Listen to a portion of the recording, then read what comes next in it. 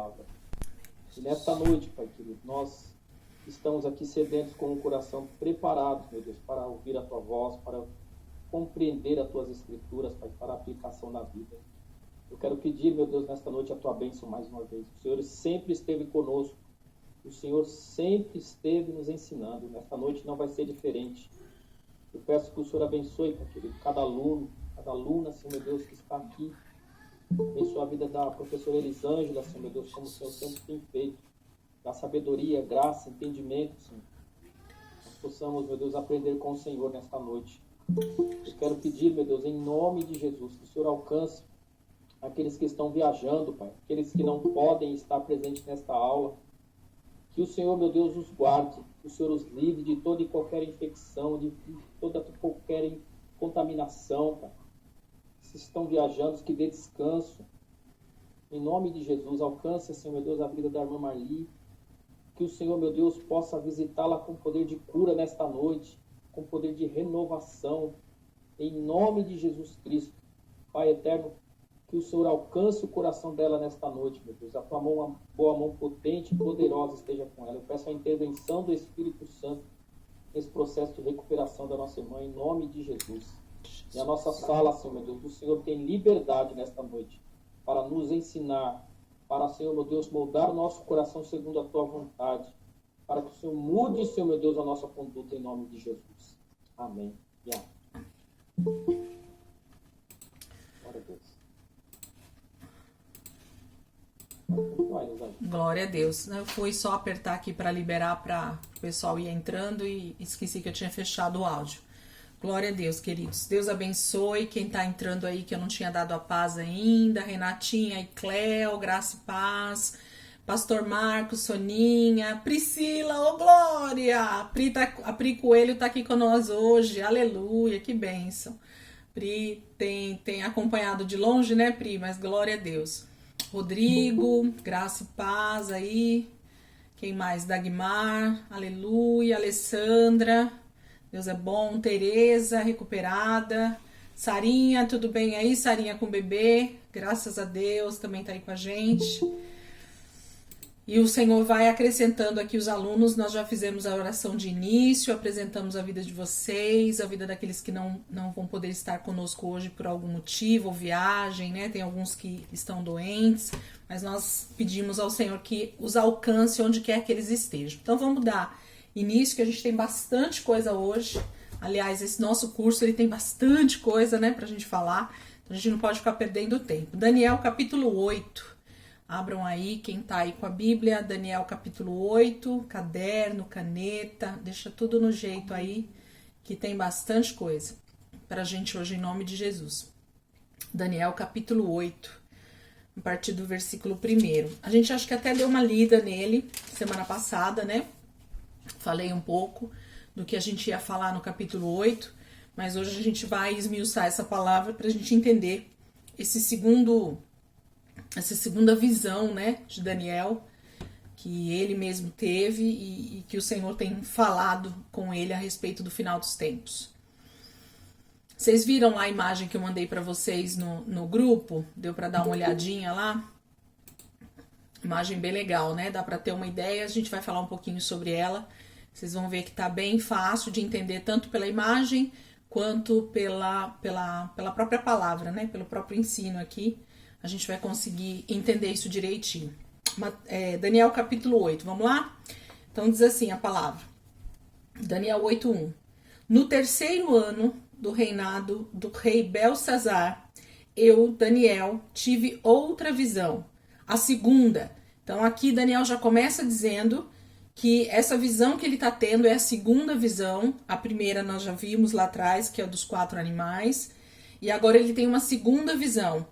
E percebam que tanto no capítulo 7, no primeiro versículo, e agora no capítulo 8, ele dá as datas. Então a gente já consegue ter uma noção de tempo em que uma visão aconteceu e que a outra visão aconteceu. Isso é sempre muito importante, a gente ficar atento para entender os tempos, né? O quanto uma coisa demorava para acontecer depois da outra. Lendo o livro, dá a impressão de que os acontecimentos aqui foram sucessivos, rápidos, né? E a gente percebe que não. A primeira visão dos 4 animais, Daniel tem no primeiro ano, né, do reinado de Belsazar, que é filho de Nabucodonosor, lembrando aí, né? Então, Nabucodonosor já não estava no poder. Daniel tem a primeira visão ali no primeiro ano do reinado de Belsazar, e agora que no terceiro ano do reinado do mesmo rei, Belsazar, o filho de Nabucodonosor, ele tem a segunda visão. Então, passam-se aí 2 anos para que Daniel venha ter essa outra visão. Então, passam-se exatamente 2 anos. Cíntia, Graça e Paz, que entrou aí, Daniel capítulo 8, bora lá. Estamos no primeiro versículo ainda, então dá tempo de pegar. Começamos agora. Daniel capítulo 8, versículo 1. Então, Daniel está dizendo que no terceiro ano do reinado do rei Belsazar, ele teve uma outra visão, que é a segunda. Então, a primeira visão foi dos 4 animais, que nós falamos semana passada, e agora ele tem a segunda visão, que vai ser sobre esses outros 2 animais e sobre outros acontecimentos aqui que a gente vai ler. Então, diz assim, versículo 2: Na minha visão, eu me vi na cidadela de Suzã, na província de Elão. Na visão, eu estava junto do canal de Ulai. Olhei para cima e diante de mim, junto ao canal, estava um carneiro. Seus 2 chifres eram compridos, um mais que o outro, mas o mais comprido cresceu depois do outro. Observei o carneiro enquanto ele avançava para o oeste, para o norte e para o sul. Nenhum animal conseguia resistir-lhe. E ninguém podia livrar-se do seu poder. Ele fazia o que bem desejava e foi ficando cada vez maior. Então, Daniel está dando uma descrição aqui para nós, justamente desse primeiro animal que ele começa a ver nessa segunda visão que ele tem. 2 anos depois da primeira visão, ele começa a ter uma nova visão. Ele descreve o lugar que ele está nessa visão. Ele já não estava mais ali, exatamente na Babilônia, mas essa visão se dá próximo à cidadela de Suzã, na cidade de Elão, né, a região um pouco mais afastada ali da Babilônia. Ele fala que ele vê um carneiro com 2 chifres. Esses chifres são bem compridos, mas um chifre cresce mais do que o outro, né? Então ele dá essa descrição para nós. E que esse carneiro ele fazia o que ele bem entendia, né? Ele avançava para o reino do oeste, do norte e do sul. E a gente já falou sobre esse carneiro, né? Esse animal é o da terceira visão, da segunda visão, que é o reino Medo-Persa, né? Onde tinham 2 chifres e que era justamente Ciro e Dário, né? São esses 2 grandes imperadores que reinam no reinado Medo-Persa e que é representado por esse carneiro. Nós vamos ver um pouquinho mais sobre ele daqui a pouquinho na revelação da visão. Enquanto eu considerava, versículo 5, quem entrou depois aí, Daniel 8, versículo 5. Enquanto eu considerava isso, de repente um bode com um chifre enorme entre os olhos veio do oeste, percorrendo toda a extensão da terra, sem encostar no chão. Então ele descreve esse bode, né, chegando dessa forma tão grandiosa, né, que ele nem encostava no chão pela velocidade com que esse animal se movia, né, sobre a terra. Então fala de um animal, de um bode que tinha um chifre muito grande e esse animal ele avançava correndo como se não tivesse encostando no chão. Essa é a descrição que Daniel está dando para nós desse segundo animal, do bode. Versículo 6. Ele veio na direção do carneiro de 2 chifres que eu tinha visto ao lado do canal e avançou contra ele com grande fúria. Eu o vi atacar furiosamente o carneiro, atingi-lo e quebrar os seus 2 chifres. O carneiro não teve forças para resistir a ele. O bode o derrubou no chão e o pisoteou, e ninguém foi capaz de livrar o carneiro do seu poder. O bode tornou-se muito grande, mas no auge da sua força, o seu grande chifre foi quebrado, e em seu lugar cresceram 4 chifres enormes na direção dos 4 ventos da terra. Ainda que Daniel ele vai dar a interpretação do sonho, eu vou falar aqui um pouquinho já para vocês, para a gente ir destrinchando, para não ter que estar voltando atrás aqui no capítulo, tá? Então, Daniel tá tendo essa segunda visão. Ele descreve que ele tá numa outra localização aqui, que é na cidadela de Suzã. Então, é uma outra região ali do Império Babilônico, ok? Tá no reinado de Belsazar ainda, então Belsazar ainda não perdeu seu trono. O governo ainda está com o Império Babilônico, ok? E aí ele fala que ele vê esse primeiro animal, que é um carneiro, e esse carneiro ele tinha 2 chifres, e um chifre crescia mais do que o outro. E a gente falou semana passada que esse carneiro é a representação do Império Medo-Persa, que é o império que toma, então, o Império Babilônico. Depois, né, do Império Babilônico vem o Império Medo-Persa, é o segundo reino forte que vem, e que está atrelado à visão de Nabucodonosor da imagem, da estátua, né, que é a segunda parte, que é a parte de prata, né, e na visão dos animais também, que nós vimos semana passada, tá justamente nesse segundo animal, que é o carneiro, ok? Então, o carneiro aqui é representado pelo Império Medo-Persa. E por que 2 chifres sempre? Porque Ciro e Dário foram 2 grandes imperadores que reinaram durante todo o Império Medo-Persa. Eles foram os principais, os que mais tempo permaneceram no poder, os que foram os grandes imperadores do reinado Medo-Persa, tá? Que foi o segundo depois da Babilônia. E aí ele já fala aqui que ele então percebe um outro animal vindo, e esse animal chega de repente muito veloz, sem encostar no chão, com uma velocidade astronômica, né? E ele então avança sobre o carneiro, ele quebra os 2 chifres do carneiro, e ele tem domínio então sobre o carneiro, ele domina sobre o carneiro.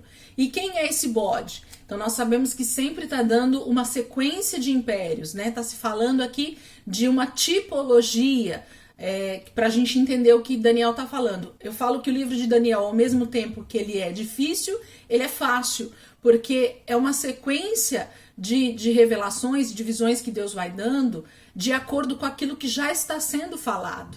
É como se fosse uma continuação de entendimento que Daniel está tendo a respeito desses impérios, desses 4 impérios. Então a Babilônia é o que está no momento, através de Nabucodonosor e de outros imperadores foi o grande império babilônico, mas em seguida dele viria um segundo reino, e é isso que Daniel está vendo, que é o Império Medo-Persa, que é representado por esse carneiro de 2 chifres, e agora entra um terceiro império, que é o Império Macedônio, que é o império dos gregos, né, da Grécia, e que é representado por Alexandre o Grande. Então, quando a gente entende, ou quando a gente estuda história geral, história mundial, a gente vai entendendo os pontos também dentro da palavra de Deus. Então, a gente tem que estar atento a esses detalhes, buscar um pouco desse conhecimento para a gente entender o contexto do que está sendo dito. Então, Daniel está tendo a visão desses impérios que vão, um após o outro, governar a terra, ser os grandes governantes da terra, ser os que vão mandar sobre toda a terra. E lembrando mais uma vez também que esses grandes imperadores, eles tipificam o anticristo. Então, eles são uma tipificação, um tipo de anticristo, que é sempre aquele que quer ter todo o poder sobre toda a terra, é aquele que quer ser adorado. Nós falamos sobre isso semana passada, né? Os grandes imperadores, os grandes reis, eles sempre se sentiam deuses, né? Então eles gostavam de ser adorados, eles levantavam imagens para que o seu povo então o adorasse, fizesse todo tipo de adoração a eles. E esse é o pano de fundo, inclusive, do livro de Daniel, né? Tanto Daniel na cova dos leões, quanto Sadraque, Mesaque e Abednego na fornalha de fogo, tudo isso tinha a ver justamente com essa questão da adoração, né? A quem eles estavam adorando. Então, tenta-se sempre pegar o povo de Deus através da adoração ao único Deus. Por quê? Porque esses imperadores que tipificam o anticristo o que eles desejam é a adoração. Então, quando foge a isso, vem a perseguição aos filhos de Deus, aos homens de Deus, para então matá-los. É isso que a gente vê também dentro do livro de Daniel. E aqui Daniel está vendo então esse bode chegando com essa velocidade astronômica, como eu falei, e Alexandre o Grande foi esse grande imperador. O próprio nome dele, né, já fala Alexandre o Grande, porque ele realmente dominou um vasto território, né, no globo terrestre. Ele foi talvez um dos maiores, e aí depois vem Roma, mas do seu tempo, talvez foi o maior império que aconteceu na Terra, foi através de Alexandre o Grande. E aí o que Daniel vai estar vendo aqui, a partir do versículo 8, vamos junto aí só para vocês irem entendendo o que ele está falando e o que vai acontecendo, né? Então fala que o bode derruba no chão, né? E pisoteia no versículo 7, tá falando que ele pisoteia o carneiro. E aí no versículo 8 diz assim: o bode tornou-se muito grande, mas no auge da sua força o seu grande chifre foi quebrado, e em seu lugar cresceram 4 chifres enormes na direção dos 4 ventos da terra. Eu também falei um pouquinho sobre isso, mas vou reforçar aqui de novo. O que acontece no Império Macedônio, no Império Grego, né? Acontece que Alexandre o Grande, ele reina por alguns anos, mas ele morre. E na sua morte ficam outros 4, né, generais no seu lugar. E aí o território macedônio, ele é dividido em 4 partes, para que cada um desses generais pudesse então governar as suas terras de forma que o império não se desmontasse, de forma que o império não se desfizesse, de forma que o território não fosse conquistado por outras nações, para que eles continuassem sendo o Império Macedônio, com todo esse poder e com toda essa estrutura. Então eles dividem em 4 partes. E aí entra o Ptolomeu, o Licímaco, esqueci o nome dos outros 2, Seleuco e mais um, né? Eu não lembro aqui agora, quem lembrar aí, minha cabeça tem tanta informação que aí eu dou uma viajada, tem hora. Deixa eu pegar aqui para vocês. Vamos pegar o nome dos 4. Vamos lá. Cassandro, Seleuco, Licímaco e Ptolomeu. Então, esses são os 4 chifres que aparecem depois que o chifre grande é quebrado. Ele é morto, né? Em batalha, Alexandre o Grande é morto. E aí o seu império é passado para esses 4 generais que eram seus braços direitos, mesmo dentro do seu governo, né? Então, esses 4 generais tomam o poder no lugar de Alexandre o Grande. Divide-se em 4 partes e eles tomam o poder. Mas a grande questão aqui para nós, que nós vamos estudar um pouquinho mais abaixo, está sobre uma das partes, né, do Império Macedônio. A gente vai ver isso um pouquinho abaixo. Porque a divisão desse império foi feita da seguinte forma, só para vocês entenderem. O Cassandro, ele fica com a Macedônia e a Grécia. O Seleuco, ele fica com a Babilônia, a Síria e parte do Oriente Médio. O Licímaco, ele fica com a Trácia e parte da Ásia Menor.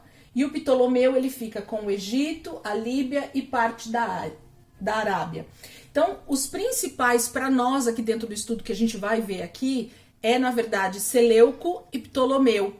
Por quê? Porque são as regiões do lado direito, vamos dizer assim. Olhando para o mapa, seria o lado direito, que é a área onde está Jerusalém, onde está o Oriente Médio e onde está o Egito. Então, aquelas 2 partes ali fica com Seleuco e com Ptolomeu.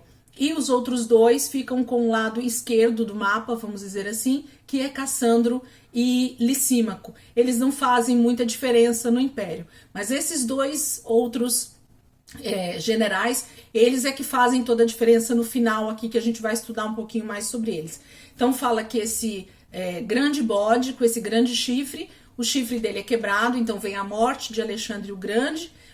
Entram os 4 generais que a gente acabou de falar agora. Eles são esses 4 chifres enormes que cresceram no lugar do chifre grande, do bode. E eles vão então na direção dos 4 ventos da terra. Então percebem que o Império Macedônio foi tão grande, foi tão glorioso, que eles falam que eles estavam espalhados pelos 4 cantos da terra. É como se naquele momento da história da humanidade, aquele império era tão grandioso, era tudo que eles conheciam, então é como se a Terra, como se tudo que existisse na Terra estava concentrado no Império Macedônio, né? No Império ali de Alexandre o Grande. Por isso que eles falam que eles estão para os 4 cantos da Terra, a palavra fala. Porque era tudo que eles conheciam, era todo esse território, era o que eles conheciam. Versículo 9. De um deles saiu um pequeno chifre, que logo cresceu em poder na direção do sul, do leste e da terra magnífica. Então tá falando que de um dos chifres, agora nós temos 4, vamos voltar só pra gente entender, vamos lá.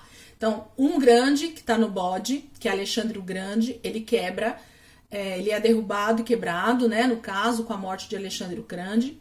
Crescem 4 chifres, e aí no versículo 9 tá falando que um dos chifres cresce um chifre pequeno.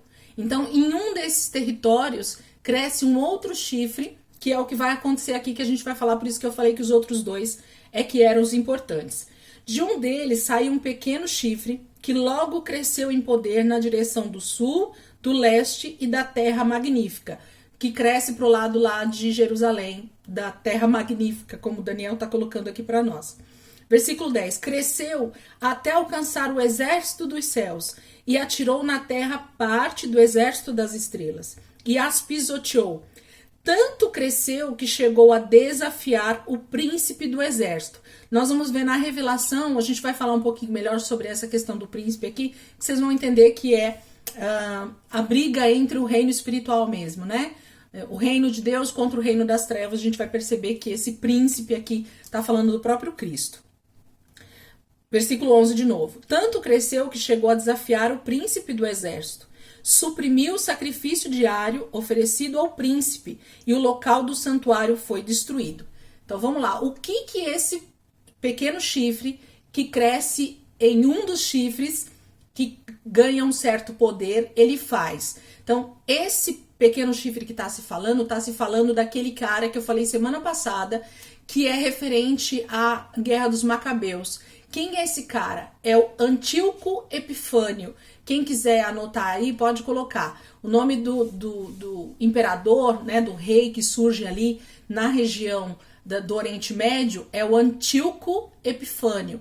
Quem é esse cara? Esse cara é um cara que se levanta dentro do território de Seleuco, e esse Antíoco Epifânio, ele se coloca como o rei num dado momento ali da história do Império Macedônio. Ele se coloca como rei porque eles entram em várias batalhas lá no seu próprio território e ele ganha poder e ele tá governando ali naquele momento da história.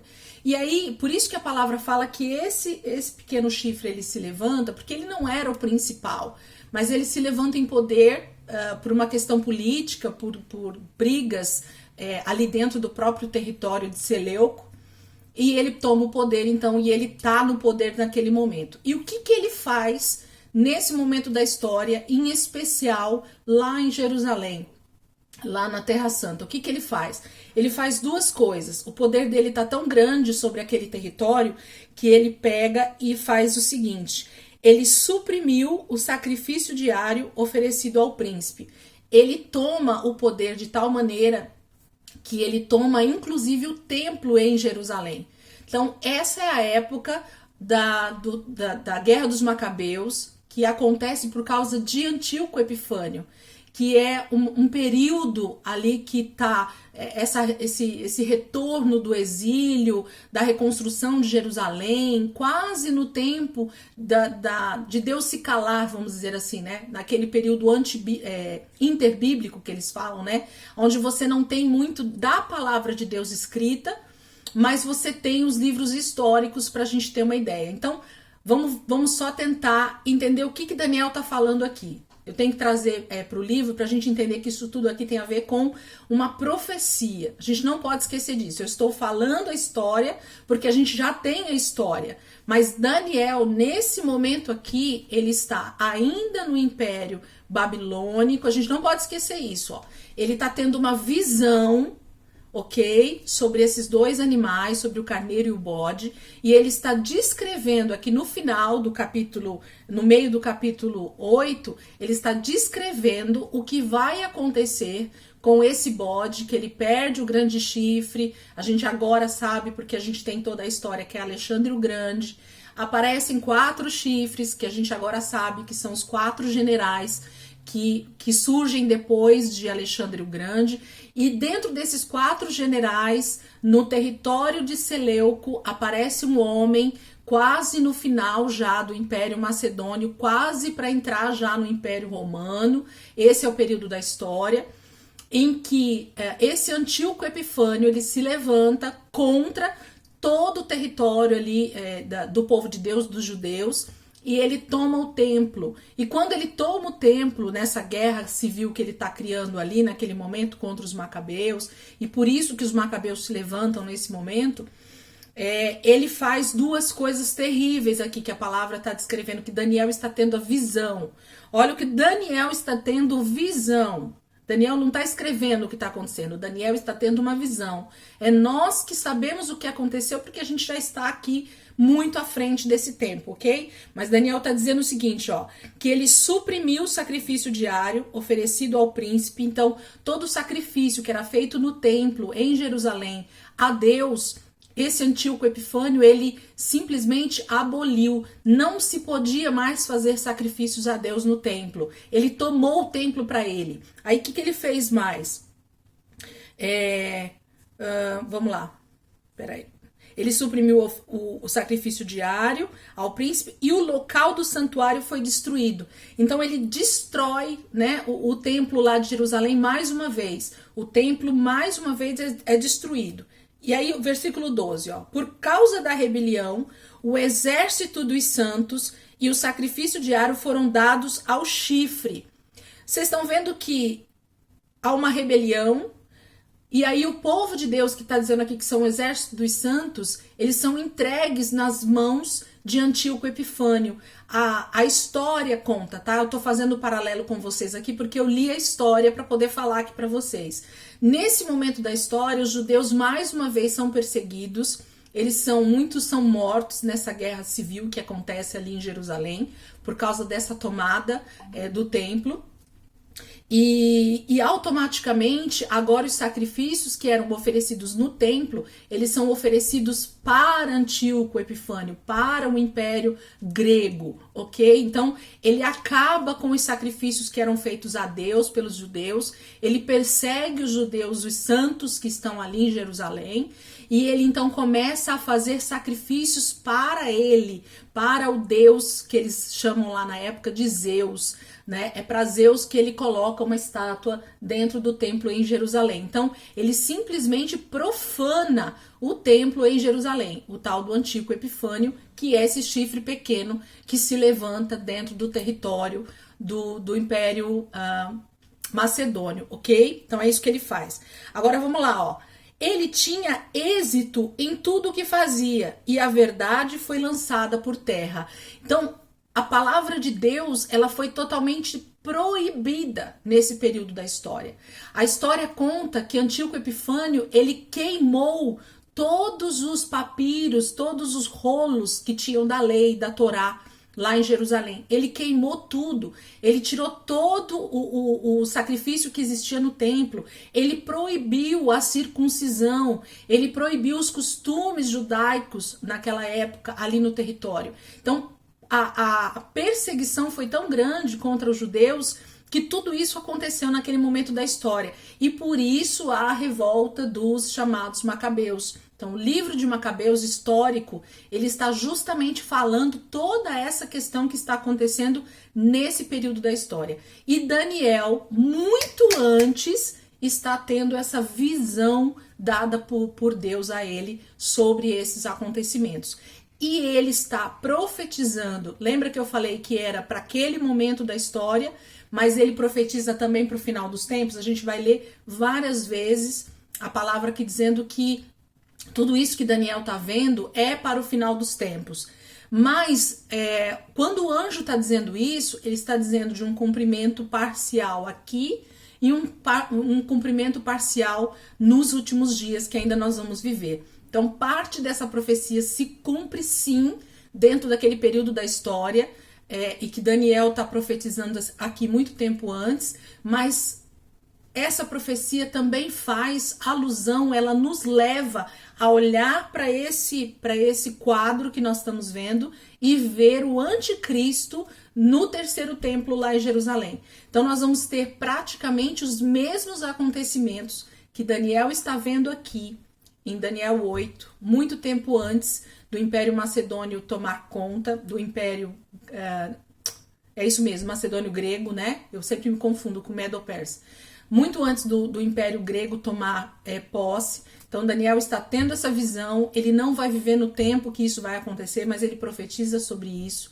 Deus está dando essa visão para ele, ele vê tudo isso, isso vai acontecer muitos anos à frente, através do Império Macedônio, através de Antíoco Epifânio, em que ele toma o templo em Jerusalém e que ele para com todo o sacrifício, proíbe todos os rituais, todas as festas judaicas, proíbe a circuncisão. Então ele tenta realmente banir os judeus e todo o sacrifício dado a Deus.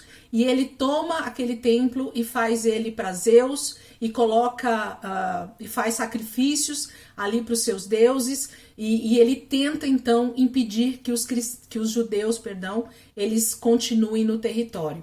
Mas houve uma guerra, que é essa guerra, mais uma vez vou falar dos Macabeus. Eles vencem, graças a Deus, no final, mas infelizmente eles pedem ajuda do Império Romano, que na época era bem pequenininho, né? Ainda não era o Império Romano que a gente tanto lê, principalmente no Novo Testamento.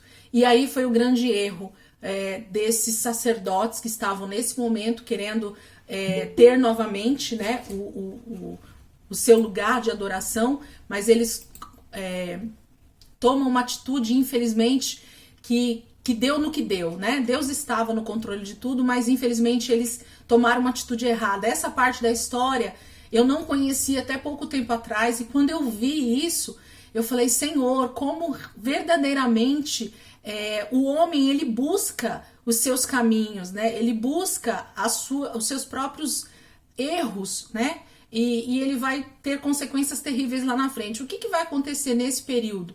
Nesse período, justamente, que os Macabeus eles vencem porque eles buscam a ajuda no Império Romano, que é muito pequeno ainda na época, mas ele busca nesse exército essa ajuda para que eles pudessem vencer o Império Grego, né? E eles vencem. Só que nessa aliança política que eles fazem, eles misturam justamente, mais uma vez, o santo com o profano. Eles misturam a igreja, vamos dizer assim, para a gente entender, com a política. E aí vai dar lá na frente tudo que a gente